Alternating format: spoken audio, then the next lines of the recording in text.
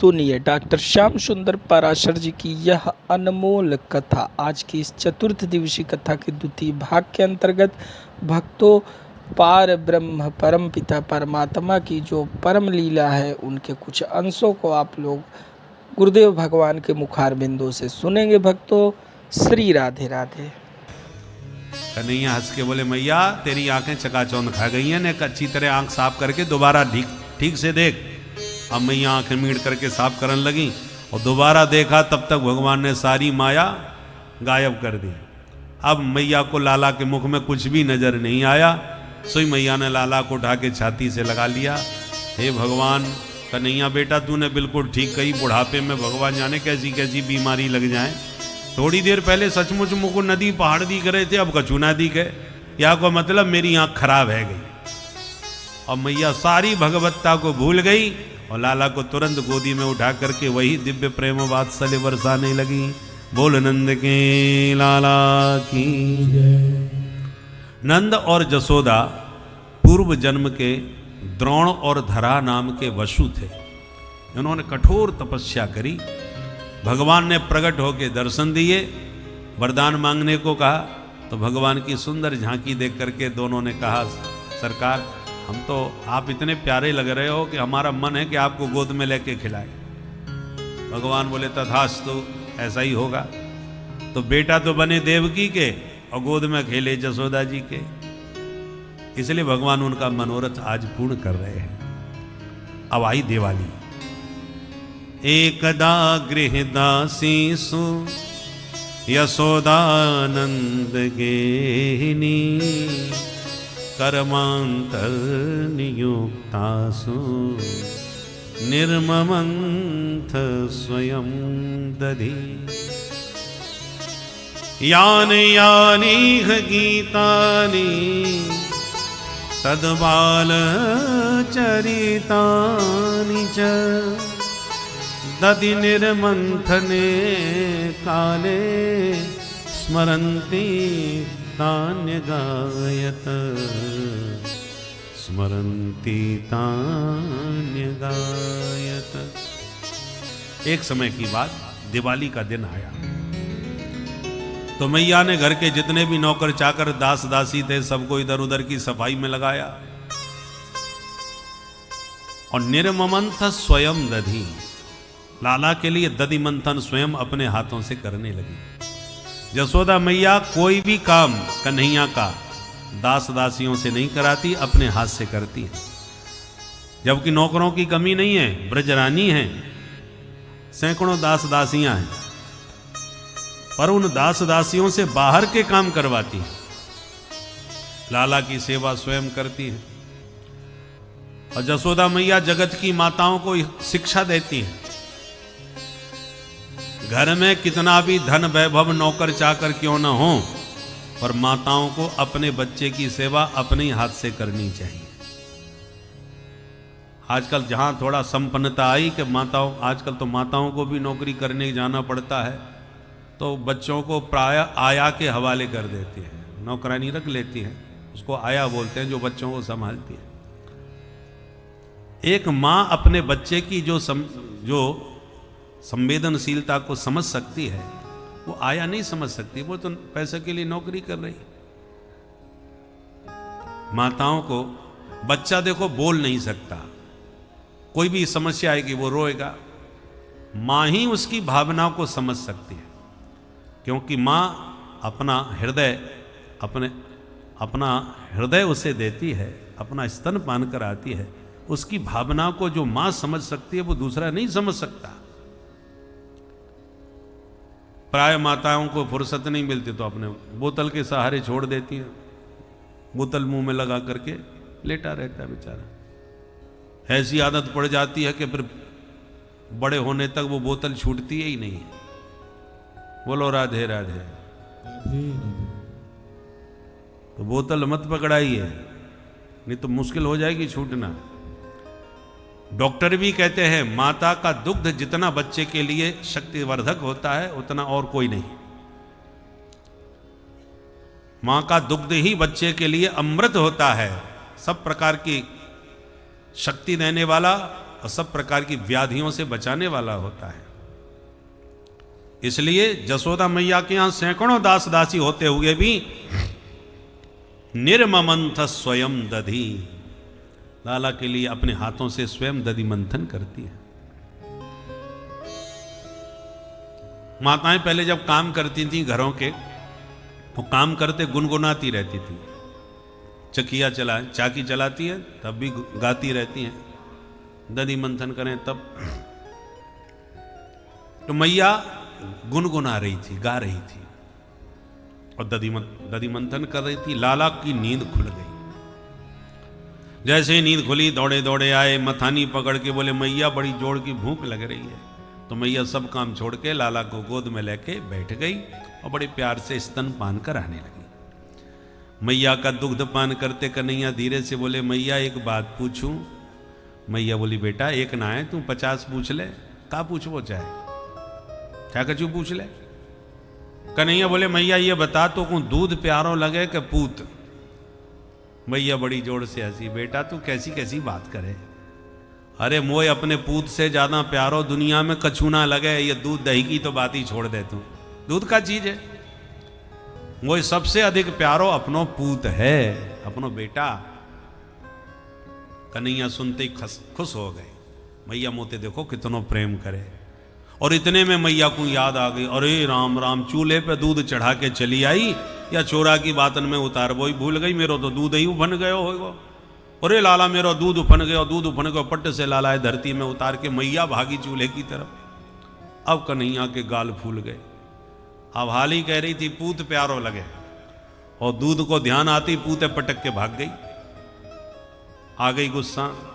अतृप्त मुत्सृज जवेन साययौ, लाला को अतृप्ता अवस्था में कन्हैया छोड़ करके मैया गई। तो संजात कोपः स्फुरणारुणाधरम, कन्हैया को इतनी गुस्सा आई कि मैया के जाते ही उठायो एक पत्थर और जितने माट मटका दूध दही के आंगन में धरे धमाधम सबरे फोड़ दिए महाराज। दूध दही फैल गयो। अब बिखरा हुआ दूध दही आंगन में देखा तो कन्हैया को लगा डर, आज मैया ना छोड़वे बारी। सो रोना चालू कर दिया और बंदरन को बुला बुला के लुटानो चालू कर दिया। चलो आज हमारी घर में भंडारो पाओ।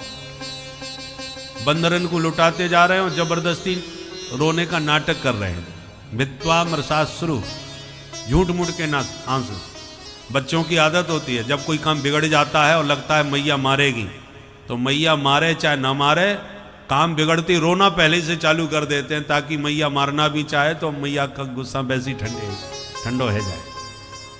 अब कन्हैया ने जब रोना चालू किया और तो मैया उधर उफनते दूध को उतार के जब वापस आंगन में आई और जो टूटे फूटे मटका देखे, दूध दही बिखरा देखा, मैया समझ गई। अरे राम राम, गोपियन की शिकायत पर मैं न को विश्वास ना करती, पर आज मोई पूरा विश्वास है गयो। जब मेरी घर में यानी मेरी ददिया सास के जमाने के कितने पुराने कारे चिकने चिकने सबरे माट मटका 2 मिनट में फोड़ के धर दिए, तो औरन के घर में भगवान जाने ये कहा कर तो होगा। यदि मैंने छोरा को दंड ना दियो तो लाला उद्दंड है जाएगा। मैया ने उठाई लाठी और जो पकड़वे कुआई, और मैया के हाथ में लाठी देखते ही कन्हैया ने दौड़ लगाई। आगे आगे कन्हैया और पीछे पीछे मैया। सुखदेव जी कहते हैं परीक्षित कर लो दर्शन, न चांतर न बहिर्यस्य न पूर्वम ना पिचा परम। जिस परमात्मा का न आदि है न अंत है, श्रुतियां भी जिसका वर्णन करने में असमर्थ हैं। बड़े बड़े सिद्ध संत, अमलात्मा विमलात्मा महात्मा योगींद्र मुनिंद्र ज्ञानी ध्यानी संत सन्यासी यम नियमादि अष्टांग योगों की सिद्धि करके समाधि में भी जिसको नहीं पकड़ पाते, उस परमात्मा को मैया लाठी दिखा के पकड़ने के लिए भागी, पर प्रभु पकड़ में नहीं आए। भागते भागते थक गई, लाठी टेक के मैया बैठ गई और बोली देख बेटा जल्दी आ जानी, आज बहुत मारूंगी। कन्हैया बोले मैया तू मारेगी इसलिए भाग रहे। मैया बोली ना बेटा तू प्यार से मेरे पास आ जा, तो मैं काय को मारूंगी। कन्हैया बोले मैया तो फिर पकड़ के करेगी कहा। मैया बोली बेटा तेरी पूजा करूंगी। कन्हैया बोली पूजा करेगी, आज कौन सो पर्व है। मैया बोली अब खड़ो खड़ो वहीं से सब पूछ लेगो, मेरे पास में आ जा, फिर मैं बताऊंगी कि कैसे विधि विधान से पूजा करी जाए। कन्हैया बोले मैया जब तू मेरी पूजा करेगी तो लाठी काय क्यों ले रखी है? पूजा पाठ में लाठी को का काम? मैया बोली बेटा बुढ़ापे में लाठी सबन को लेनी पड़े, तो को मेरी लाठी से डर लगे कन्हैया, ले मैंने ये फेंक दी। जैसी मैया ने लाठी फेंकी सोई कन्हैया धीरे धीरे मैया के पास आवे लगे। देख मैया पूजा करियो। मैया बोली बेटा चिंता ही मत कर, तू आ तो सही। कन्हैया पूजा को मतलब ना समझे, वो पूजा करवावे चले आए। और जैसे ही पास में आए मैया ने गप से हाथ पकड़ लिया, बेटा तू तो घर चल, तेरी तो ऐसी पूजा करूंगी कि छठी को दूध याद आ जाए। अब कन्हैया ने आंखें मीड़ मीड़ के रोनो चालू किया, मैया तू महा झूठी, पूजा के नाम पर अब पिटाई करेगी मेरी। मैया बोली बेटा जैसो देवता होए बाकी वैसी ही पूजा करी जाए, तेरी पूजा आज लाठी से होनी चाहिए। बुढ़ापे में मुंह को दौड़ा दौड़ा के मेरी हालत खराब कर दी तूने, तू घर चल। अब कन्हैया ने जोड़ जोड़ से रोनो चालू किया तो मैया दया आ गई। कन्हैया जबरदस्ती आंखें मीड़ मीड़ करके मैया ने जो मोटो मोटो काजल लगा रखो, उन्हें वाह आंखन को मीड़ मीड़ के काजल फैलाए लियो, पूरे कपोल तक काजल फैल गयो, ऐसा लगा जगन्नाथ भगवान जैसी आंखें है गई। देख करके मैया को दया आ गई। छोरन को ज्यादा मारबो पीटबो ठीक ना लगे, बेशरम है जाए। तो मैया ने मारने का विचार छोड़ दिया और हाथ पकड़ के भीतर ला करके आंगन में ऊखल से बांधना प्रारंभ किया। मैया जैसे ही बांधे रस्सी से तो 2 अंगुल रस्सी कम पड़ जाए। मैया रस्सी में दूसरी रस्सी जोड़ के फिर बांधे, फिर 2 अंगुल कम। मैया ने 50 रस्सियां जोड़ दी, पर तदपि द्व्यंगुलम न्यूनम यद यदा दत्त बंधनम। रस्सी पर रस्सी जुड़ती गई पर 2 ही अंगुल रस्सी कम पड़ी। 2 ही अंगुल कम क्यों है? इस पर भी बहुत सारे भाव हैं। तप प्रभावा दैव प्रसादात्। देखो एक बात बताएं, कोई भी जीवात्मा परमात्मा को तभी बांधने में सफल हो सकता है जब 2 अंगुल की कमी दूर हो जाए। 2 अंगुल कौन सी? 1 अंगुल जीव का प्रबल पुरुषार्थ होना चाहिए और दूसरी अंगुल हरि की कृपा भी होनी चाहिए। आप कितना भी पुरुषार्थ कीजिए पर ठाकुर जी की कृपा यदि नहीं है तो पुरुषार्थ फीका पड़ जाएगा, आप सफल नहीं हो पाएंगे। और भगवान भले ही कितना कृपा बरसाते रहें पर आप बिल्कुल निकम्बे बन के पुरुषार्थहीन होके हाथ पे हाथ धर के बैठ जाओगे तो फिर भगवान भी तुम्हारा साथ नहीं दे पाएंगे, कुछ नहीं कर पाएंगे। दोनों हाथ से ताली बजती है ना। तो 1 अंगुल हमारा पुरुषार्थ और दूसरा अंगुल हरि की कृपा, दोनों की जरूरत है।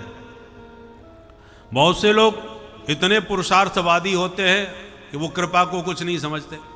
अरे ईश्वर कहीं कुछ नहीं है, कर्म करो, कर्म ही ईश्वर है, कर्म करोगे तो ईश्वर को झुकना पड़ेगा। इस प्रकार की बातें करते हैं, वो ईश्वर को नकार देते हैं।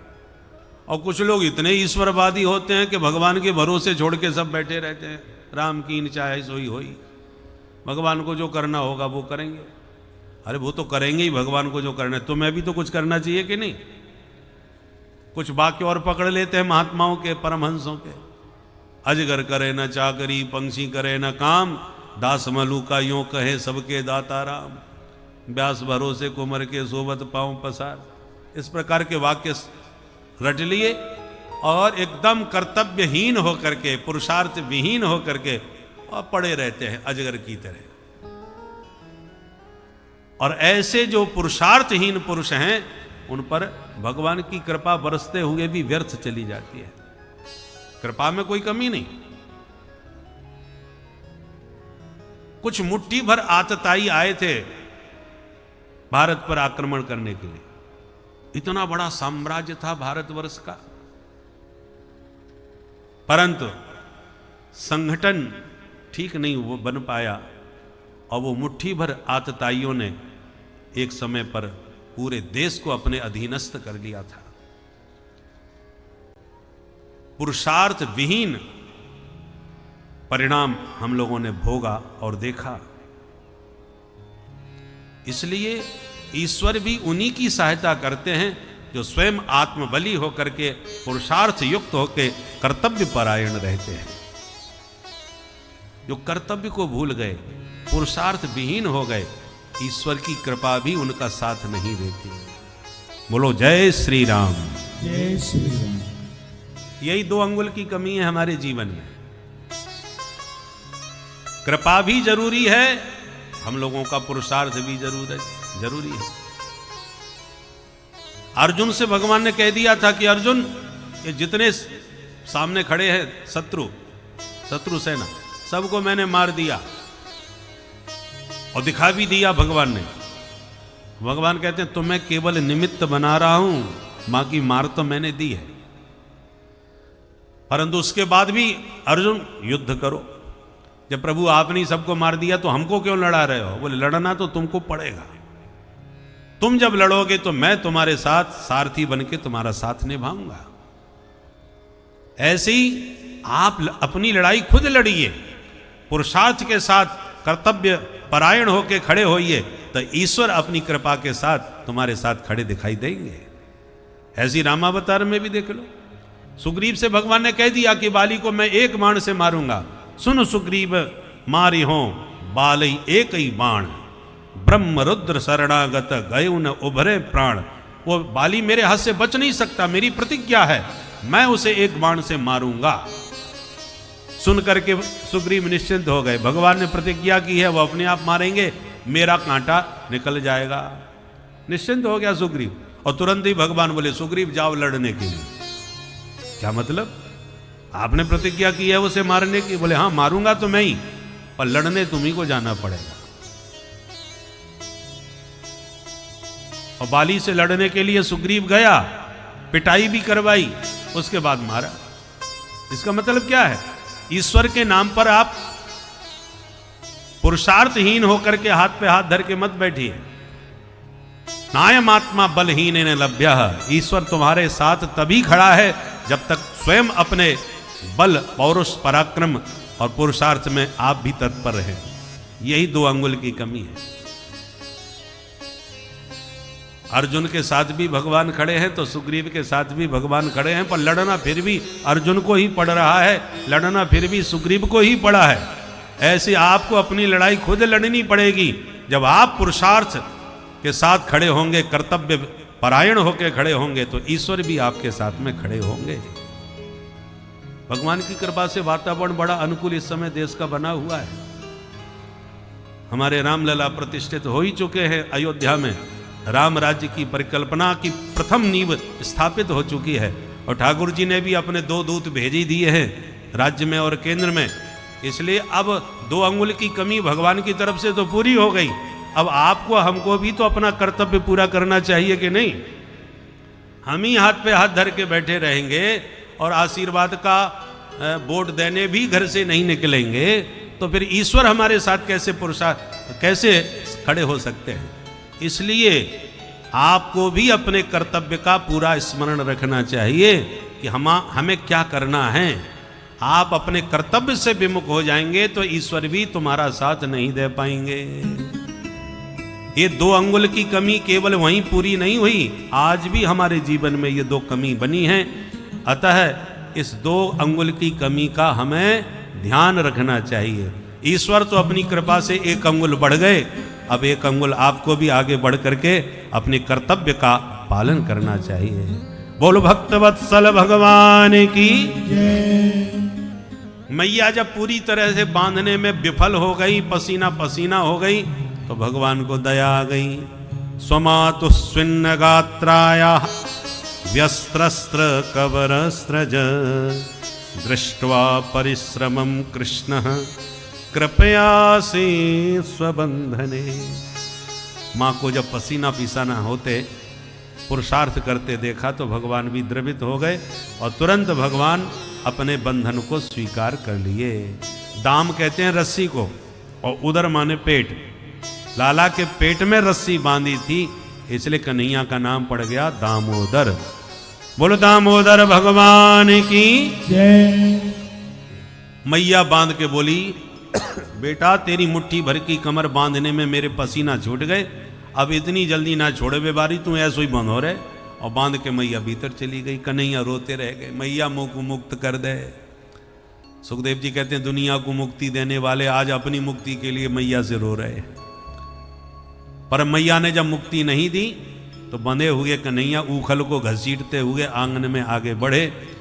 अर्जुन के 2 वृक्ष आंगन के बीच में खड़े, लाला उन दोनों के बीच में से निकल पड़े। अब ऊखल बड़ा था, लाला तो खिसक गए दोनों के बीच से, पर ऊखल अड़ गया दोनों वृक्षों के बीच में। कन्हैया ने जोर का झटका मारा कि धड़ाम, दोनों वृक्ष उखड़ के धरती पर गिरे और 2 दिव्य महापुरुष वृक्ष में से प्रकट हो गए। भगवान बोले भैया कौन हो तुम? ये दोनों ने परिचय दिया कि महाराज हम यक्षराज कुबेर के पुत्र हैं, नाम है नलकूबर और मणिग्रीव। हम दोनों ही नवयुवक थे और दोनों ही परम सुंदर थे और वित्त मंत्री के बेटा थे, इसलिए पैसे की गर्मी भी बहुत भरी हुई थी। कुबेर कौन है? देवताओं के वित्त मंत्री हैं। और नशा तो जल्दी उतर जाते हैं, पर ये पैसा का नशा बहुत सिर पर चढ़ा रहता है, ये जल्दी नहीं उतरता, बड़ा खतरनाक नशा होता है महाराज। कोई बिरला ही होगा जो धनवान हो करके भी सज्जन और सरल और विनम्र बना रहे। वो तभी संभव है कि लक्ष्मी के साथ साथ नारायण की भी कृपा होगी तो ही जीवन में विनम्रता और सरलता सज्जनता रहेगी। यदि केवल लक्ष्मी की कृपा है और नारायण की कृपा नहीं है तो बुद्धि खराब होते देर नहीं लगती। लक्ष्मी के 2 वाहन हैं, गरुड़ और उल्लू। जब नारायण के साथ आती है तो गरुड़ वाहनी बन करके आती है, गरुड़ पर बैठ के आती है प्रियतम के साथ। बड़े लोगों के वाहन अलग अलग होते हैं, पत्नी की अलग कार और पतिदेव की अलग, वाहन अलग अलग होते हैं।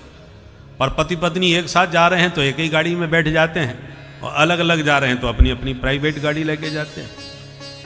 उसी प्रकार लक्ष्मी जी का प्राइवेट वाहन है उल्लू और नारायण का वाहन है गरुड़।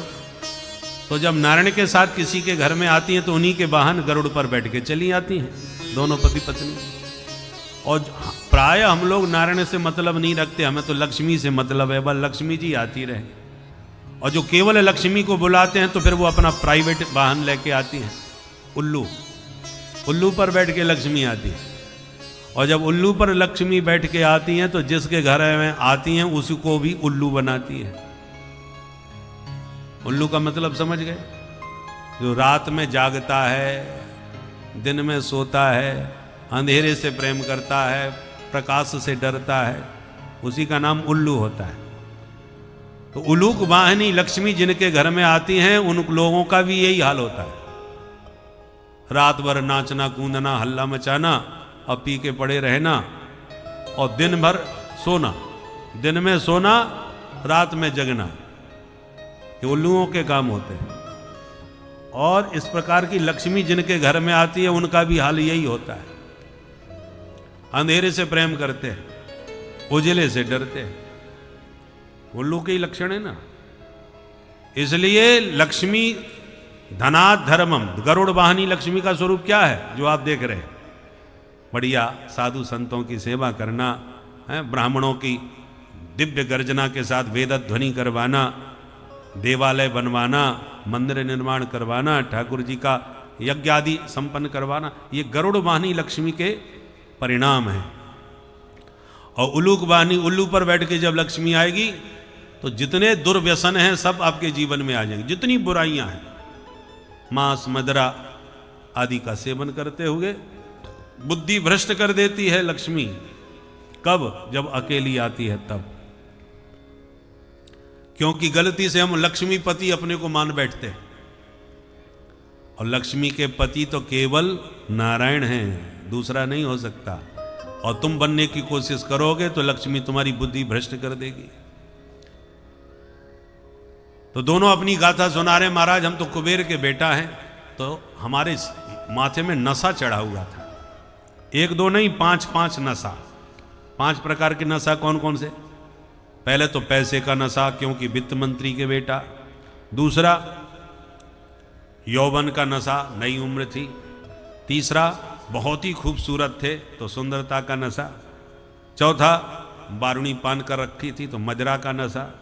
पांचवा, हम लोग सरोवर में नग्न होकर के जल क्रीड़ा कर रहे थे तो स्नान का मद।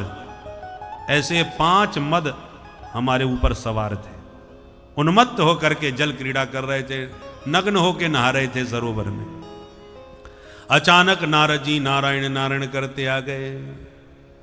नारद जी को देख करके घबरा गए। सब लोग दौड़ दौड़ के कपड़े पहनने लगे, पर हम लोग नशे में थे। हम नारद जी के सामने नंगे ही खड़े हो गए। महाराज जी दंडोत। सोई नारद जी का मूड खराब हो गया। नालायक कहीं के, शर्म नहीं आती तुम्हें? निर्लज्ज, मेरे सामने इस प्रकार नग्न खड़े हो? शाप देता हूं मूर्खो, तुम दोनों ही वृक्ष बन के ऐसे ही खड़े रहो। हम दोनों को शाप दे दिया महाराज। पूरा नशा 1 मिनट में हमारा उतर गया। चरणों में गिर के रोने लगे, बाबा हम होश में नहीं थे, क्षमा कर दीजिए।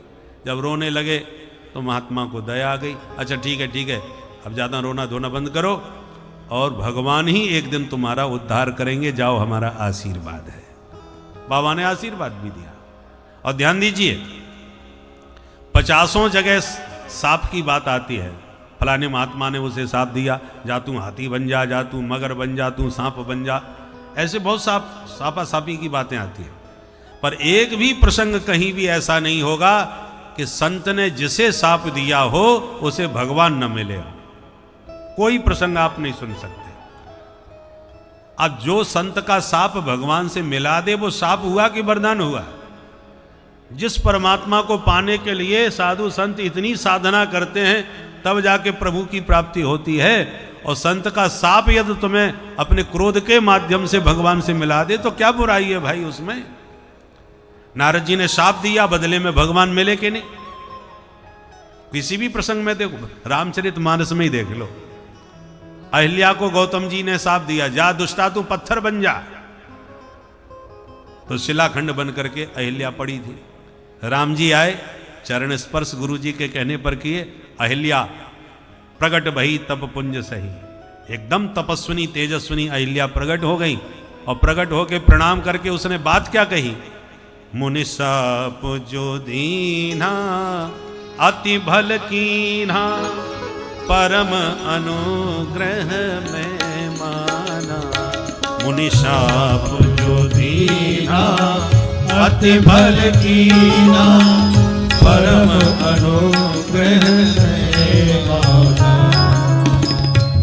महाराज, संत ने, मेरे पतिदेव ने जो मुझे शाप दिया, आज मैं उसे अनुग्रह रूप में देख रही हूं, वरदान रूप में देख रही हूं।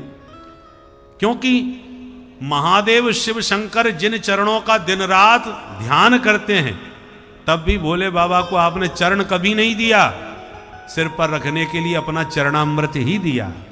भोले बाबा अपने सिर पर आपका चरणामृत गंगाजल को सिर पर धारण करके अपने को धन्य मानते हैं। पर मैं पतिता पापिनी, पर संत के साप से आज मुझे चरणों तक नहीं, आपका ही चरणारविंद साक्षात प्राप्त हो गया। अब बोलो, इसे साप कहूं कि वरदान कहूं?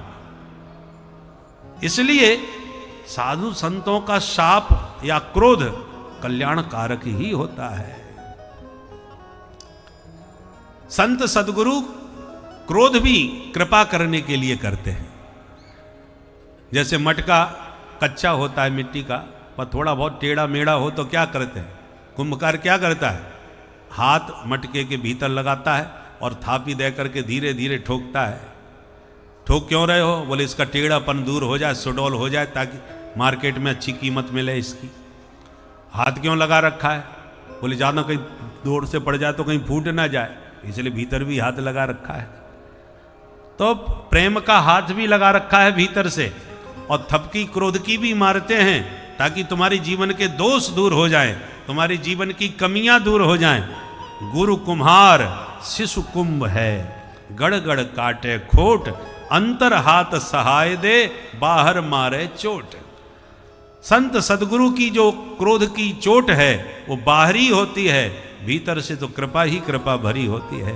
संत साधु से हो या न कारज हानि, कोई भी साधु कभी किसी की हानि कर ही नहीं सकता। तुम्हें जो हानि होती दिख रही है वो देखने में हानि लग रही है, वस्तुतः उस हानि के भीतर भी कृपा छुपी हुई है। चाकू डाकू के भी हाथ में होता है और चाकू डॉक्टर के हाथ में भी होता है, पर दोनों के चाकू में कितना बड़ा अंतर है। डाकू का चाकू तुमको चीर करके प्राण लेने के लिए होता है और डॉक्टर के हाथ का चाकू ऑपरेशन करके प्राण बचाने के लिए होता है। आपके शरीर पर चाकू दोनों चलाते हैं, पर डॉक्टर जो चीर लगाता है, चाकू चलाता है, पेट फाड़ता है, ऑपरेशन करता है, तो आपके सारे व्याधियों को दूर करके आपके प्राण बचाने के लिए अपनी पूरी शक्ति लगा देता है। और डाकू का चाकू आपको पेट फाड़ के मारने के लिए होता है। दोनों के हाथ में चाकू है, पर अंतर दोनों में बहुत बड़ा है। उसी प्रकार संसारी व्यक्ति क्रोध करेगा तो आपका सर्वनाश करने का संकल्प लेगा कि कैसे इसको बर्बाद कर दूं। पर साधु का यदि क्रोध होगा आपके जीवन में, तो साधु का क्रोध आपके सुधारने के लिए होगा, आपके कल्याण के लिए होगा। इसलिए साधु का क्रोध डॉक्टर के चाकू जैसा है और दुनिया वालों का क्रोध डाकू के चाकू जैसा होता है। इसलिए साधु संतों की कोप का या कठोर वाणी का बुरा नहीं मानना चाहिए, क्योंकि साधु हमेशा कृपा से परिपूर्ण रहते हैं। आज दोनों ने कहा कि प्रभु नारद जी के साथ ने आज आपसे मिला दिया, अन्यथा हमें कहां आपके दर्शन प्राप्त होने वाले थे। दोनों ने भगवान की स्तुति करी। वाणी गुणानुकथने श्रवणौ कथाया हस्तौ च कर्म सुमन स्तव पादयोर्नः स्मृत्यां शिरस्तव निवास जगत् प्रणामे दृष्टि सतां दर्शने स्तु भवत्तनूना। हे प्रभु, हमारी वाणी सदा आपके दिव्य गुणों का गान करती रहे, हमारे कान सदा आपकी कथा रस का पान करते रहे, हमारे हाथ सदा सेवा में लगे रहे, हमारी आंखें आपकी सुंदर झांकी निहारने में लगी रहें। ऐसी हम पर कृपा करें। ऐसी स्तुति करते हुए जब नलकुबर मणिग्रीव चले गए तो वृक्षों के गिरने की आवाज जब ब्रजवासियों के कान में पड़ी तो नंद बाबा दौड़ते हुए आए और ऊखल में बंधे हुए लाला को बंधन से मुक्त कर दिया। पर इस दुर्घटना से नंद बाबा बहुत चिंता में पड़ गए। ब्रज तुरंत आपातकालीन मीटिंग बुलवाई। ब्रज के सब ब्रजवासी गणमान्य इकट्ठे हो गए। कहो बाबा कैसे याद कियो? बाबा बोले आज हमने फैसला ले लियो कि या गोकुल में एक भी दिन नहीं रहेंगे। तो कहाँ जाओगे और क्यों नहीं रहोगे? बोले देखो भाई, जब से मेरो कन्हैया पैदा भयो है आए दिन या के ऊपर कोई ना कोई संकट आते रहे। अरे आज तो हद है गई, बाप दादा के जमाने के कितने पुराने वृक्ष हैं और दोनों पेड़ एक साथ उखड़ के छोड़ा पे अपने आप गिर पड़े। या को मतलब जगह ठीक ना है, चलो कहीं और चलें। कहाँ चलें? बोले बताओ कोई बढ़िया जगह। उपनंद उठ के खड़े हो गए, भैया एक जगह मेरी निगाह में बड़ी सुंदर। कौन सी? बोले बनम वृंदावनम नाम पशव्यम नवकाननम गोप गोपी गवाम सेव्यम पुण्याद्री तृणबीरुधम। बाबा अपने ब्रज में बहुत सारे वन हैं, वृंदावन, निधि वन, बेल वन, काम वन, ताल वन, मधुवन, भांडीर वन, ये ब्रज के वन हैं। और अपनो सबसे बढ़िया वन है, बाको नाम है वृंदावन। बोल वृंदावन बिहारी लाल की। वृंदावन सो बन नहीं, नंद गांव सो गांव। वृंदावन जैसा कोई बन नहीं। और बंसी बट सो बट नहीं, कृष्ण नाम सो नाम। तो बाबा वृंदावन बहुत ही सुंदर बन है।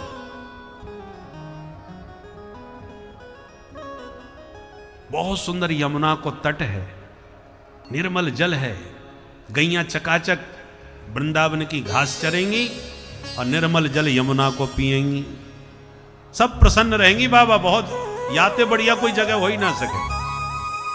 वृंदावन धाम को बास भल्यो, जहां पास बहे जमुना पटरानी। और जो जन नाय के ध्यान धरे, बैकुंठ मिले तिन कूरज। इस कलिकाल में प्रभु की भक्ति करना बहुत ही दुर्लभ है।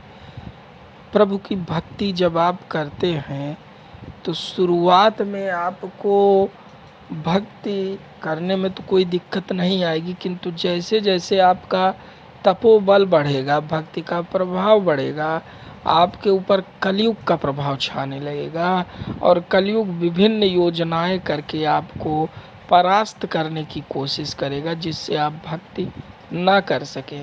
किंतु यदि सुदृढ़ होकर आप प्रभु के सहारे होकर भक्ति करते हैं तो प्रभु भी आपकी हर मनोकामना को पूर्ण करते हुए जरूर दर्शन देते हैं, आशीर्वाद देते हैं। यह प्रभु की बहुत बड़ी प्रतिज्ञा है कि भक्त को वह ज़्यादा इंतजार न कराकर भक्त को उसकी भक्ति का फल अवश्य प्रदान करते हैं। तो हे प्रभु, आप भी इन भक्तों पर दया करें अपने। श्री राधे राधे।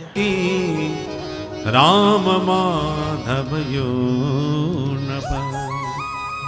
वृंदावन में यमुना जी का दिव्य दर्शन, कल कल कल्लोल करती हुई कमनीय कालिंदी का कलरव सुनकर कन्हैया का मन मयूर नाचने लगा, मस्ती में गाने लगे।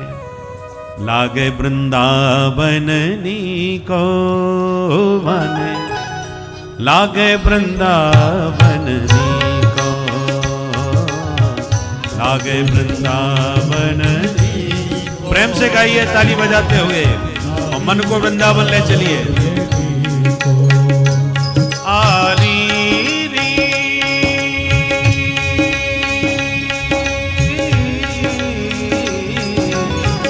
लागे वृंदावन नीको, लागे वृंदावन नीको।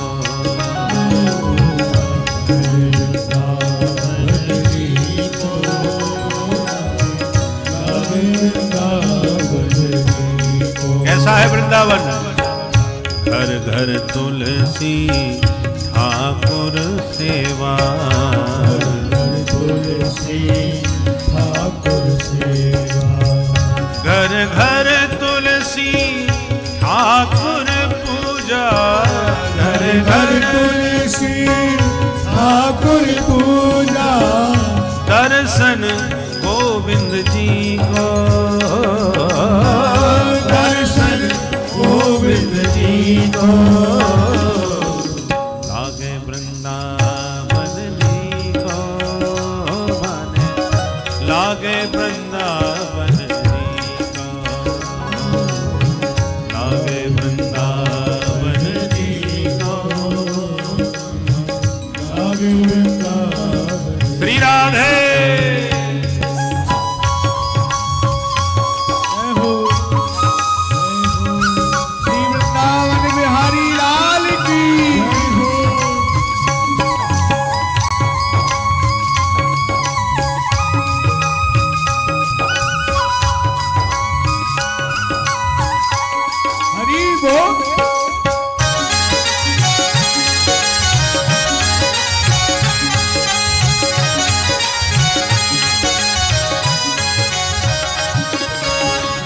कुंजन कुंजन फिरत राधिका, कुंजन कुंजन फिरत राधिका। कुंजन कुंजन फिरत राधिका, कुंजन कुंजन फिरत राधिका। शब्द सुनत मुरली को, शब्द सुनते मुरली। श्री राधे। लागे वृंदावन नीको, लागे वृंदावन नीको, लागे वृंदावन नीको, लागे वृंदावन।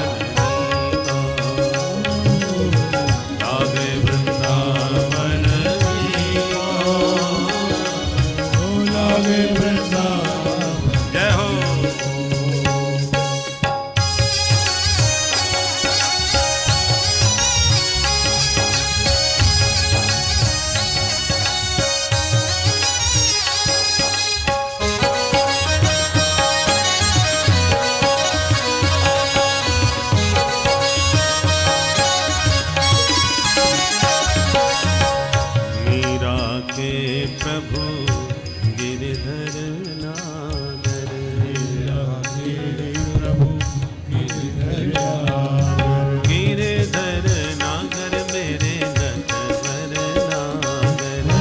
गिरधर नागर मेरे नटवर नागर। मीरा के प्रभु गिरधर नागर। मीरा के प्रभु गिरधर नागर। मीरा के प्रभु गिरधर नागर। मीरा के प्रभु गिरधर नागर। गिरधर नागर मेरे नटवर नागर। गिरधर नागर मेरे नटवर नागर। मीरा के प्रभु गिरधर नागर। मीरा के प्रभु गिरधर नागर। भजन बिना नर फीको। भजन बिना नर फीको। लागे वृंदावन जी को मन। लागे वृंदावन जी को। लागे वृंदावन जी को। लागे वृंदावन जी को। आली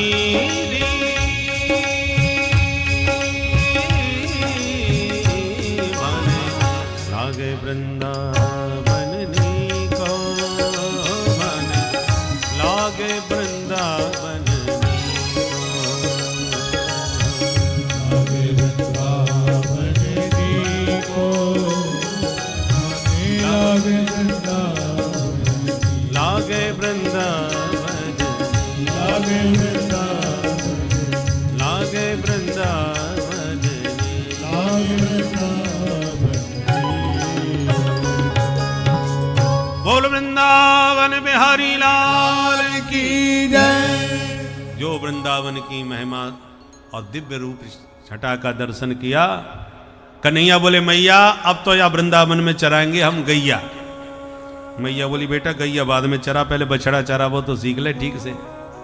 तो कन्हैया छोटे छोटे बछड़ा चरावे जान लगे। एक दिन बछड़ा चराते हुए एक वत्सासुर नाम का दैत्य बछड़ा बन के बछड़ों में मिल गया। प्रभु पहचान गए, सो दौड़ के पैर पकड़ के घुमा के दे मारा, सो गोविंदाय नमो नमः। बछड़ा तो धर्म का प्रतीक होता है भाई। फिर भगवान ने बछड़े को क्यों मारा? भगवान कहना चाहते हैं कि हम धर्म की रक्षा के लिए तो हमेशा कमर कस के खड़े हैं, पर धर्माभास की रक्षा कभी नहीं करते। धर्माभास कैसे कहते हैं? जो धर्म है नहीं पर धर्म जैसा दिखता है। तो समाज में ऐसे बहुत से दैत्य हैं जो धर्म का आवरण ओढ़ करके समाज को छलने का काम करते हैं। तो भगवान कहते हैं जो सचमुच धर्मात्मा धर्मनिष्ठ हैं उनकी रक्षा के लिए तो हम सदा खड़े रहते हैं, पर जो धर्म जैसे दिखते हैं पर वस्तुतः होते नहीं, ऐसे जो धर्म के पाखंडी लोग हैं उनको तो पकड़ पकड़ के हम ठिकाने ही लगाते हैं। इसलिए भगवान ने वृषभ रूपी उस दैत्य का वध करके उस वत्सासुर का उद्धार किया। ऐसे ही एक बार बकासुर बगुला बन के आ गया। बगुला बन करके जब आया, भगवान को देखते ही उसने अपनी चोंच में मुंह में भर के गटक लिया। भगवान ने अपना शरीर इतना गर्म कर दिया कि उसको लगा कि जैसे आग का अंगारा खा लिया हो। जलन पैदा हुई तो तुरंत मुख से बाहर निकाल दिया, और जैसे ही भगवान बाहर निकले उसका मुंह पकड़ के बीच में से चीर दिया। सो गोविंदाय नमो नमः। भगवान ने कहा वृंदावन भक्तों की भूमि है, बगुला भक्तों की नहीं। बगुला दंभ का प्रतीक होता है। दंभ समझ गए? जैसा है नहीं वैसा दिखे, उसका नाम है दंभ। बगुला कैसा होता है आपने देखा ही होगा। देखने में तो हंस जैसा होता है, एकदम उज्जवल सफेद, परंतु उसका काम बड़ा विचित्र होता है। हंस जैसा होगा और जब चलेगा तो पानी में इतना धीरे धीरे कदम रखेगा कि देखने वाले सोचे कितने सज्जन हैं। कितना महात्मा है, ऐसे धीरे धीरे कदम रख रहा है, कोई जीव जंतु दब ना जाए, मर ना जाए, इसलिए बेचारा संभाल संभाल के कदम रखता है। पर उसका ये संभल के कदम रखना ही घातक होता है, शिकार के चक्कर में रहता है। और कभी कभी आपने देखा होगा बगुला को, पानी में ज्यादा रहता है, एक पैर पर खड़ा होगा, दूसरा पैर यूं उठा लेगा। भोली भाली मछलियों को लगता है कि कोई सिद्ध महात्मा है, एक पैर पर खड़े होकर के तपस्या कर रहे हैं, चलो सखी आशीर्वाद ले आवे संतों का। और जो मछली आशीर्वाद लेने आई उसी को गप से मुंह में धर के गोविंदाय नमो नमः। मछलियों का झुंड आपस में कहता, बहन संत जी से आशीर्वाद लेने वाली तो जाती नजर आ रही हैं मछलियां, पर आशीर्वाद लेके आती हुई कोई नजर नहीं आती, कहाँ चली जाती है। महाराज जी से ही पूछ लेते हैं, महाराज जी आप अपने भक्तों को आशीर्वाद दे के कहाँ भेज रहे हो, दिखाई नहीं पड़ रहे। महात्मा बोले, यद गत्वा न निवर्तन्ते तद्धाम परमम मम। हम ऐसे सिद्ध महात्मा हैं कि जो शरण में आता है उसको सीधे अपने धाम में भेजते हैं, जगत जाल से मुक्त कर देते हैं। तो इसका नाम है दंभ, एक तरह से पाखंड का ही स्वरूप है। तो दंभी व्यक्ति होता नहीं है जितना वो अपने को प्रदर्शित करता है। तो भगवान कहते हैं भक्ति में प्रदर्शन नहीं होना चाहिए, भक्ति में तो भगवत दर्शन की लालसा होना चाहिए। पर जो भक्त दर्शन नहीं चाहते, प्रदर्शन ज्यादा चाहते हैं, 5 माला भी जपते हैं तो कोशिश करते हैं लोग देख लें कि देखो हम भी भजनानंदी हैं। कोई नहीं आया तो मतलब माला जपने से फायदा क्या, रखो अपने आराम से तांदुपट्टा सो। जहाँ देखा कोई भगत जगत आ रहा है तो तुरंत अपने ले करके माला और लंबी चौड़ी फटकारनी चालू कर दी। तो इसका नाम दंभ है। एक तो वास्तव में भजन होते, भजनानंदी होते हैं जो जिनसे भजन छूटता ही नहीं है, चाहे कितना भी प्रयास करें, वो अकेले में रहें तो और आनंद से भजन करते हैं। परंतु दंभी व्यक्ति अकेले में भले ही ना करे पर दूसरे को दिखाने के लिए जरूर करता है। ऐसा जो दंभ है उसका प्रवेश वृंदावन में नहीं होना चाहिए। इसलिए दंभ रूपी उस बगुला का, बकासुर का भगवान ने मुंह फाड़ करके, चीर करके समाप्त कर दिया, उसका उद्धार किया। एक दिन अघासुर आ गया अजगर बन करके, विशाल अजगर मुंह फाड़ के बैठ गया और सांस रोक ली इसने। ब्रजवासी बेचारे खेल रहे, खेलते खेलते बोले चलो आंख मिचौनी खेलें। कन्हैया तुम हमें ढूंढो, हम छुपेंगे। बोले जाओ छुप जाओ। तो ग्वाला देख रहे थे कहाँ छुपा जाए, तब तक अजगर का मुंह दिखाई पड़ा। एक बोला देख देख, हम इतने दिन से वृंदावन घूम रहे हैं पर ये गुफा हमने आज पहली बार देखी भाई, बड़ी जोरदार गुफा है, चलो इस गुफा में घुस जाएं, कन्हैया का मुंह ना ढूंढ पाएगा। चलो घुस गए महाराज। जैसे अब अजगर तो खाने के लिए बैठा था मुंह फाड़ के, धरती में जिह्वा सटा रखी थी, आकाश में ऊपर का मुंह फाड़ रखा था। तो जब जिह्वा पर चल के ब्रजवासी घुसने लगे तो आपस में बातें करें, क्यों भैया ये गुफा कैसी है, ये गुफा ऐसी लग रही है जैसे कोई सांप हमें खावे घूम बैठो हो, कितनी जबरदस्त गुफा है। एक बोलो हमने तो ऐसी सुन रखी है कि वृंदावन की गुफा में बड़े बड़े सिद्ध महात्मा भजनानंदी भजन करे, निश्चित या गुफा में भी कोई महात्मा बैठो होगा, चलो चल के दर्शन करे आएंगे, महाराज जी को आशीर्वाद ले आएंगे। एक बोलो भैया सड़क तो ऐसी लग रही है जैसे गद्दा बिछा रखे है, कितनी कोमल सड़क बना रखी, और गुफा एक है, 2-2 सड़कें काय को बना रखी है। तो दूसरों समाधान करे, भैया वृंदावन के महात्मन के ठाटे कछु और होए, एक सड़क भीतर आवे बारे को है, दूसरी बाहर जावे बारे को, सांप की 2 जिह्वा होती है ना। दूसरों बोलो भैया और सड़क भी कितनी कोमल बना रखी है जैसे गद्दा बिछा रखे हो। तो दूसरों बोलो चोरे ये सड़क के दोनों तरफ खूंटा काय को ठोक रखे हैं, दांतों को देख करके बोले। एक बोलो भैया महात्मन को नियम होएगा कि अपनो सामान खूंटे से बाहर टांग के ही आओ, सामान लेके भीतर मत घुसियो। तो आपस में ही एक प्रश्न कर देता है, दूसरा उसका कोई ना कोई समाधान दे देता है। तब तक बड़ी देर हो चुकी थी तो अघासुर ने धीरे धीरे श्वास बाहर निकाली तो गरम गरम हवा निकली। एक बोलो चोरे ये गुफा में से ये गरम गरम हवा कैसे आ रही है। तो दूसरों बोलो बड़े बड़े महात्मा तप कर रहे होंगे, बहुत से लोग योगी बैठे होंगे और योगी बाबा अपने कपाल भाती कर रहे होंगे, सांस छोड़ रहे होंगे बड़ी तेज तेज, और इसलिए वो योगाभ्यास के द्वारा ये गरम गरम हवा आ रही होगी। ऐसी आप उनमें शंका समाधान कर रहे हैं। एक बोलो क्यों रे, जैसे बकासुर बगुला बन के कन्हैया को खावे आ गए हो, भगवान ना करे कहीं ये भी कोई असुर हमें खावे बैठो हो तो। दूसरा बोलो अयम तथा चेत भगवत विनंक्षति, यदि ये भी बकासुर की तरह कोई दुष्ट भयो तो वैसी मारो जाएगो जैसे हमारे कन्हैया ने बकासुर मार दियो। कन्हैया अपने साथ ही अपने बात को डर और कर ताड़े नरी यहू, ताली बजाते हुए सबरे ग्वाला भीतर घुस गए। जैसी कन्हैया ने देखा तो आवाज लगाई, अरे रोको रोको रोको भाई, पर काऊ ने ना सुन पाई तो कन्हैया भी भीतर घुसने लगे। जैसी प्रवेश किया तुरंत अघासुर ने मुंह बंद कर लिया, सब के सब कैद हो गए मुंह के अंदर। सब तो मुंह बंद होते ही मूर्छित होके गिर पड़े ब्रजवासी, पर कन्हैया सरकते सरकते भीतर घुसे। और जैसे भीतर घुसे तो उसकी जो श्वास का छिद्र था उस श्वास छिद्र को अवरुद्ध करके बैठ गए, रोक लिए श्वास की, श्वास के द्वार को रोक दिया। अब बिना श्वास के छटपटाने लगा। थोड़ी देर में ही इसका ब्रह्मरंध्र फट गया और उसी छिद्र से भगवान सारे ब्रजवासियों को निकाल के बाहर ले आए। और अमृतमयी दृष्टि पड़ते ही ब्रजवासी सब स्वस्थ हो गए। अघासुर की प्राण ज्योति बाहर निकली और भगवान के चरण कमलों में प्रविष्ट हो गई।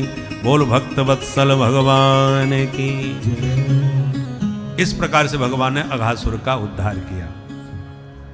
पर आज अघासुर मरा और उसके 1 साल के बाद ब्रजवासियों ने घर में जाके बताया कि मैया तेरे कन्हैया ने आज अघासुर मार दियो।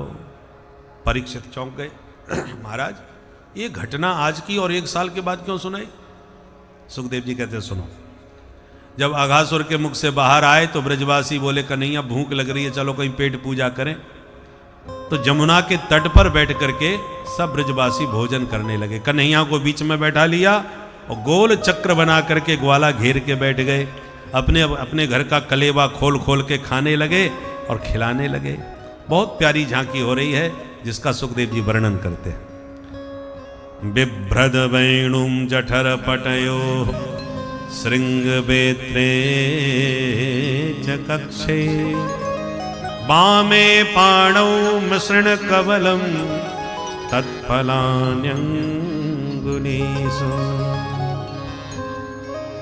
तिष्ठन् मध्ये स्वपर सुहृदो हासयन्नरमभिस्वै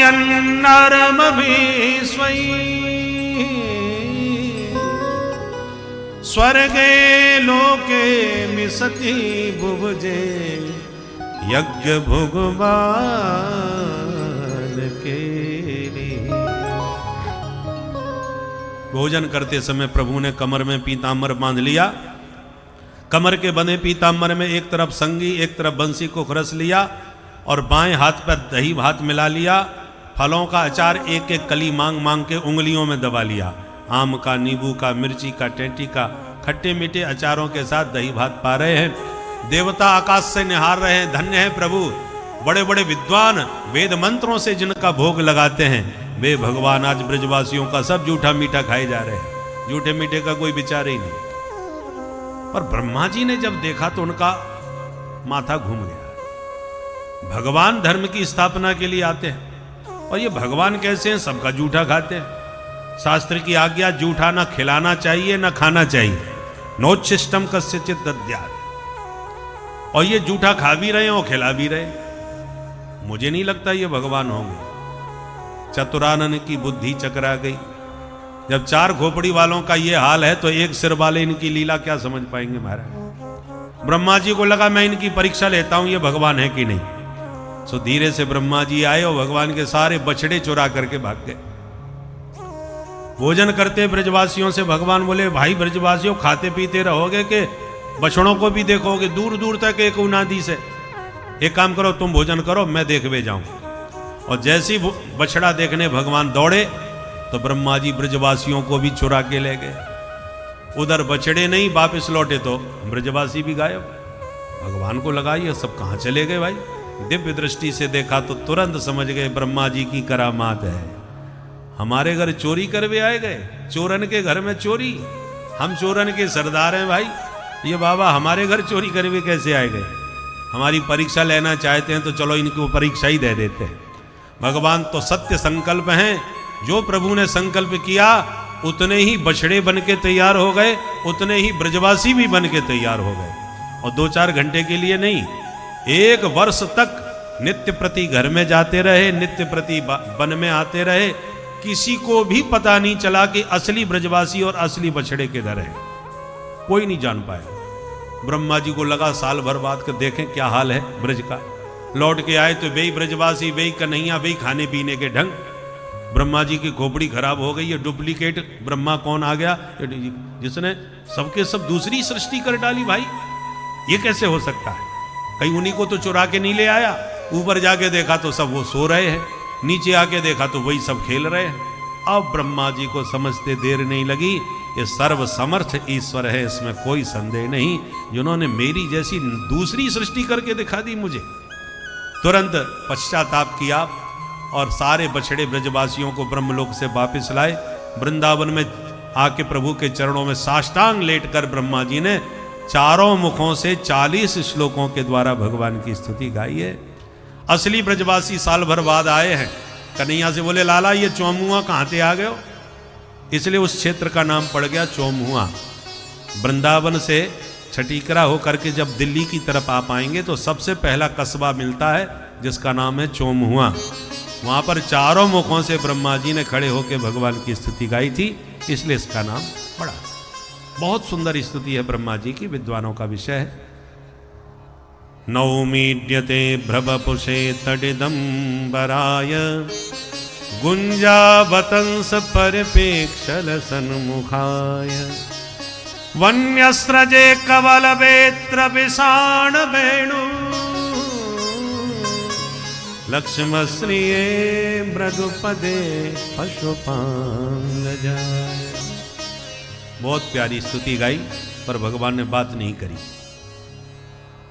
तो ब्रह्मा जी ब्रजवासियों की स्तुति गाने लगे, तब भी नहीं बोले। अंत में डर के मारे ब्रह्मा जी 3 ही परिक्रमा लगा के भाग गए।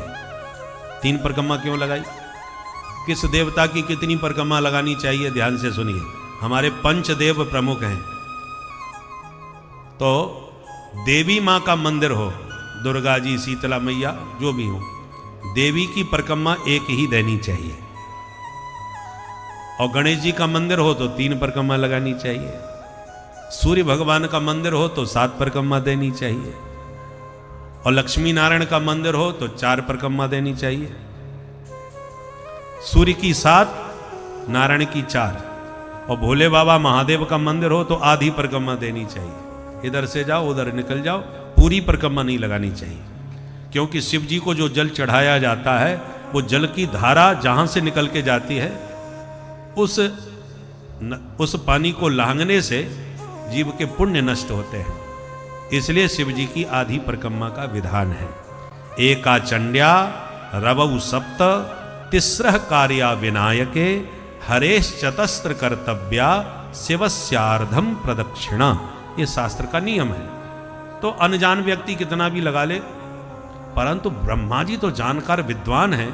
उन्होंने भगवान नारायण की 4 परिक्रमा क्यों, 4 की जगह 3 परिक्रमा क्यों दी? हमारे ब्रजवासी तो अर्थ करते हैं, भाई बड़ा अधिकारी यदि बहुत भयंकर नाराज हो जाए तो कर्मचारी का इसी में कल्याण है कि जितना हो सके जल्दी से उसके सामने से उस वक्त भाग जाए। ज्यादा देर तक खड़ा रहा तो मूड और ज्यादा खराब होगा, हो सकता है नौकरी से हाथ धोना पड़े। इसलिए ब्रह्मा जी को लगा हम इतनी लंबी चौड़ी स्तुति गाए और ये कुछ बोले ही नहीं रहे। देखो कोई अधिकारी नाराज होकर तुम्हें 2-4 गाली दे दे तो ज्यादा खतरा नहीं है, उसने अपना क्रोध निकाल दिया। पर नाराज भयंकर हो और मौनी बाबा बन जाए, कुछ बोले नहीं, तो समझ लो ज्यादा खतरा है। भगवान जाने दिमाग में क्या चल रहा है। तो ब्रह्मा जी ने 40 श्लोकों में लंबी चौड़ी स्तुति गाई और भगवान एक शब्द भी नहीं बोले। तो ब्रह्मा जी को लगा खतरा है भाई, लगता है कहीं ब्रह्मा पद से भी त्याग पत्र न देना पड़े, नौकरी खतरे में न जाए। इसलिए हड़बड़ाहट में बेचारे 4 की जगह 3 ही परिक्रमा लगा करके भाग गए। बोल वृंदावन बिहारी लाल की। असली ब्रजवासी 1 साल के बाद घर पहुंचे, उन्हें पता ही नहीं चला 1 साल तक हम थे कहां। क्षणार्धम मैंने रेर बखा, ऐसा लगा जैसे आधा क्षण बीता है अभी। और इसलिए घर जाते बोले, मैया तेरे कन्हैया ने आज अघासुर मार दियो। तो भगवान हंसने लगे, साल भर पुरानी घटना बेचारे आज की ही समझ रहे हैं। इसलिए 1 साल के बाद यह घटना सुनाई। अब कन्हैया बोले मैया अब तो चराएं हम गैया। तो मैया ने मुहूर्त निकलवायो और कार्तिक शुक्ल अष्टमी बुधवार के दिन से भगवान ने गैया चराना प्रारंभ किया, जिसको हम कहते हैं गोपाष्टमी। दिवाली के बाद जो अष्टमी आती है उस अष्टमी को गोपाष्टमी कहते हैं। गोपाष्टमी के दिन गायों का पूजन सभी को अवश्य करना चाहिए, जिससे गोपाल बड़े प्रसन्न होते हैं। तो गैया चराने अब तो गोपाष्टमी के दिन भगवान जाने लगे, दूर दूर तक जाने लगे। एक दिन एक तालवन में घुस गए, वहां एक धेनुकासुर गधा बन के घूमता था। उसके डर के मारे कोई बगीचा का फल नहीं खाता था। ब्रजवासियों ने कहा दाऊ भैया देखो कितने बढ़िया बढ़िया फल लटक रहे, ने खिला दो हमें तोड़ के। दाऊ जी ने जैसी फल तोड़े कि धेनुकासुर गधा बन के आया, एक दुलत्ती मारी। दाऊ जी ने उसके दोनों पिछले पैर पकड़ के घुमा के दे मारा, सो गोविंदाय नमो नमः। सब दाऊ दादा की जय जयकार करने लगे, दाऊ जी महाराज की जय हो। घर आके कन्हैया बोले मैया मेरे दाऊ दादा ने आज गजब कर दियो। कहा कर दियो बेटा? बोले सुन मैया मेरे दाऊ भैया ने आज एक गधा मार दियो। तो मैया बड़ी जोर से हंसने लगी, चौरे बेटा बलराम तू गधा मार तो फिरे। अब दाऊ जी का भयंकर मूड खराब। क्यों रे कन्हैया मैं तेरो बड़ो भैया हूं, मेरो ऐसे मजाक उड़ावे को तू? मैया तू समझा ले जाए, मैंने बड़ो भारी राक्षस मार के बड़े मीठे मीठे बगीचा के फल खवाए और ये मेरो उपहास करे। आज के बाद यहाँ की पार्टी अलग, मैं यहाँ के संग में बिल्कुल ना जा सकूं। नाराज हो गए दाऊ जी। शेष नाग के अवतार है, नाग पे गुस्सा रहे। और कन्हैया यही चाहते थे कि एक दिन ये मेरे साथ न जाएं तो मैं काली दह में जाके अपना काम कर आऊं। मुझे काली नाग को मैं यहां से मार के भगाना है। और दाऊ भैया हैं शेष नाग, हैं तो आखिर एक ही बिरादरी के, तो बुरा तो मान ही जाएंगे, इसलिए इनके बिना ही ये काम करना चाहिए। इसलिए जानबूझ करके दाऊ जी को छेड़ दिया और घर में ही छोड़ दिया। दूसरे दिन दाऊ जी नहीं गए, नाराज थे, और मौका मिल गया गोविंद को, ग्वाल मंडली के साथ चले गए काली देव पे खेलने के लिए। कन्हैया तो गेंद खेल रहे थे ग्वालों के संग, और गायों ने जहरीला पानी काली हृद का पी लिया। काली नाग के विष से पानी पूरा प्रदूषित था। पीते ही मरणासन्न हो गई गाय, छटपटाने लगी। गोविंद ने तुरंत उन गायों के सिर पर हाथ फेर करके उन्हें स्वस्थ किया और क्रोधित होकर के काली नाग को दंड देने का निर्णय लिया। दौड़ करके कदम के वृक्ष पर चढ़ गए। ब्रजवासी सब डर गए, लाला गिर मत जाइयो, काली नाग काट लेगो। कन्हैया बोले बिल्कुल मत घबराओ, मैं अब हाली बात करके मिल के आऊं। और यों कह के धम्म से छलांग मार दी। जो कन्हैया कूदे काली हृदय में, हाहाकार मच गया ब्रजवासियों में।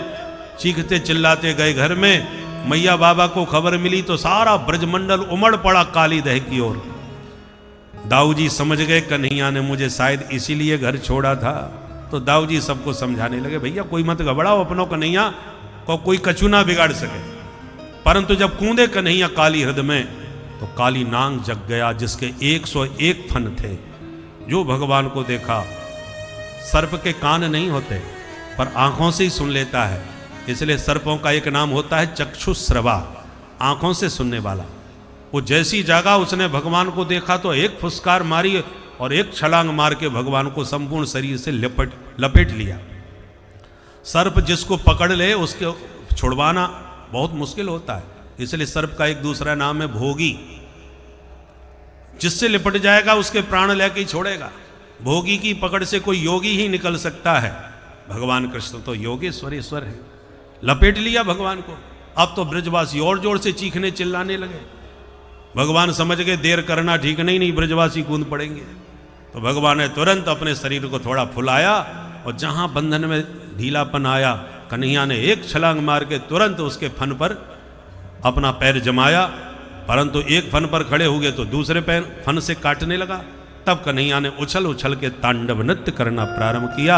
यह दृश्य देख करके तो सब देवता आश्चर्यचकित हो गए और सारे देवता दुंदुमियां बजा करके सुमन वृष्टि से स्वागत करने लगे कि रस्सियों पर नचने वाले नट देखे हैं, पर सांप के फन पर नचने वाला नटवर आज पहली बार देखा है। सूरदास जी महाराज ने बड़ा सुंदर वर्णन किया इस नृत्य का। तांडव गति मुंडन पर नाचत गिरधारी, पम पम पम पग पटकत भम भम भम फनन पर, बिम बिम बिम विनति करत नाग बधुहारी। तांडव गति मुंडन पर नाचत गिरधारी। तांडव गति मुंडन पर नाचत गिरधारी धाग तिटी धाग तिटी धाग तिटी धाग तिटी गधा तिटी धाग तिटी गद गिन नग तिटी तिट गद गद गिन धा तिट गद गद गिन धा तिट गद गद गिन तांडव गति मुंडन पर नाचत गिरधारी तांडव गति मुंडन पर नाचत गिरधारी ससिक सन का दिक नन्न नारद मुनि मम मम मम महादेव बम बम बम बलिहारी तांडव गति मुंडन पर नाचत तांडव गति मुंडन पर नाचत दिन दिन ता दादा दरगड़ धाकत धाकत धाकत धा दादा दरगड़ धाकत धाकत धाकत धा दादा दरगड़ धाकत धाकत धाकत तांडव गति मुंडन पर नाचत तांडव गति मुंडन पर नाचत गिरधारी विविध विविध विद्याधर दं दं दं देव सकल गंग गंग गंग गुण गंधर्व नाचत दैतारी तांडव गति मुंडन पर नाचत तांडव गति मुंडन पर नाचत तिट गद गद गिन धा गद गिन धा तिट गद गद गिन धा गद गिन धा तिट गद गद गिन धा गद गिन तांडव गति मुंडन पर नाचत तांडव गति मुंडन पर नाचत सूरदास प्रभु की वाणी किंग किंग किन्हू न जान चन चन चन चरण पर निर्भय कियो काली तांडव गति मुंडन पर नाचत गिरधारी तांडव गति मुंडन पर नाचत गिरधारी नाचत गिरधारी नाचत गिरधारी बोल काली मर्दन भगवान की जय 101 फन काली नांग के भगवान ने नाच नाच के लुहान कर दिए। काली के मुख से निकलने लगा रक्त, उसका हृदय होने लगा विरक्त, तब हुआ भगवान के चरणों में अनुरक्त। अब भगवान के प्रति प्रेम इसका जगा, भगवान के प्रभाव को देखकर, और मन ही मन भगवान को प्रणाम करने लगा।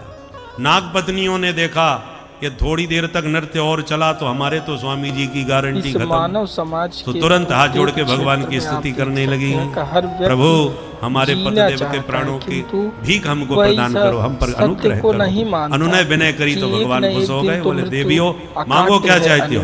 बोले और कुछ नहीं चाहती सरकार, पति प्राण प्रदीयताम, पतिदेव के प्राणों की ही भीख आपसे मांग रही है।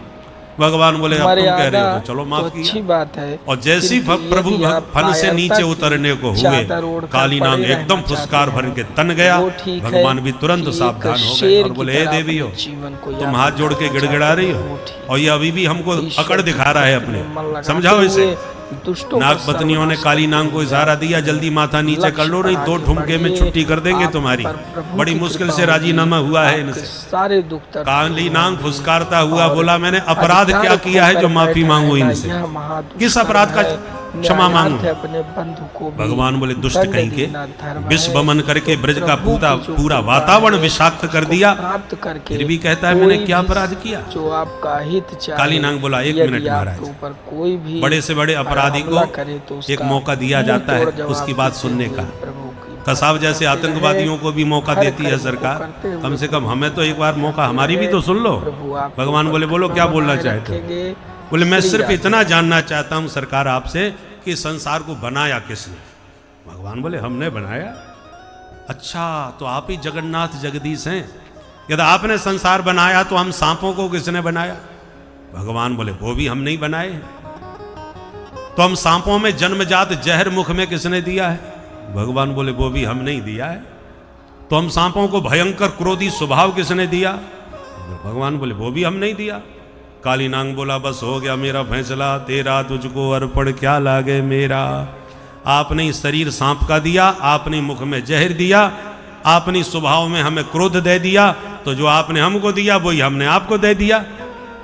तो आपने हमको दिया तो कोई बात नहीं, अब वही चीज आपकी दी हुई जब हम आपको दे रहे हैं तो आप किस आधार पर हमको अपराधी कह सकते हैं? भवानी ही कारणम तत्र सर्वज्ञो जगदीश्वर। हे जगदीश्वर आप सर्व समर्थ हैं, निग्रह करो या अनुग्रह करो, पर हमने जो किया है उसके मूल कारण आप हैं। आपने समुद्र मंथन से जहर भी निकला था, अमृत भी निकला था। यदि जहर की जगह पर अमृत की बूंदें हमारे मुंह में डाली होती तो आज हम दुनिया के लाडले प्यारे दुलारे बन जाते। तोता मैना की तरह घर घर पाले जाते, चकाचक माल छानते। पर आपने अमृत की जगह ये जहर की बूंदें टपका दी हमारे मुंह में। दुनिया हमसे नफरत करती है। यदि शांति से भी कहीं निकल रहे हों तो लोग देखने वाले मुंह कुचल कुचल के प्राण हमारे ले लेते हैं। अब बोलिए इसमें हमारी अपराध, हमारी गलती क्या है? भवान ही कारणम तत्र। हम यदि अपराधी आज दिख रहे हैं तो उसके मूल कारण आप हैं। भगवान समझ गए ये तो बहुत पढ़े लिखे मालूम पड़ता है, इसने तो कटघरे में हमको ही खड़ा कर दिया। भगवान हंस गए इस काली की बहस पर और बोले, कालीनांग तेरी बात हमने ध्यान से सुनी, अब 2 मिनट में हमारी बात भी ध्यान से सुन लो। सोई वाणी को विराम देते हैं। भगवान बोले, तेरी हमने सुनी, अब हमारी तू सुनाओ। भगवान बोले, हम मानते हैं कि सर्प हमने बनाए हैं और हम ये भी जानते हैं कि ये जहरीले हैं, इसलिए सर्व सामान्य जीवों के साथ नहीं रह पाएंगे, जहर बमन करेंगे, जीव मरेंगे। इसलिए हमने तुम्हारे लिए पृथक देश बना करके दिया जिसका नाम है रमणक द्वीप, जो सर्प जाति का ही निवास है। भगवान बोले, जब हमने तुम्हारे लिए अलग देश बना के दे दिया तो आप अपने देश में रहो, फिर जितनी मर्जी आवे जहर फैलाओ, हमें तुमसे कोई शिकायत नहीं है। विडंबना तो यह है कि तुमने अपने लिए देश भी अलग ले लिया और फिर भी हमारे देश में रह करके चारों तरफ जहर फैला करके पूरे देश का वातावरण जहरीला बना रहे हो। क्या ये तुम्हारा अपराध नहीं है कालीनांग? कालीनांग हाथ जोड़ के बोला, क्षमा करें सरकार, स्वभावो दुस्त्यजो नाथ। प्रभु प्रकृति प्रदत्त जो हमारा स्वभाव है वो दुस्त्यज होता है। व्यक्ति अपने स्वभाव को बदल नहीं सकता, हम अपना स्वभाव कैसे बदलें?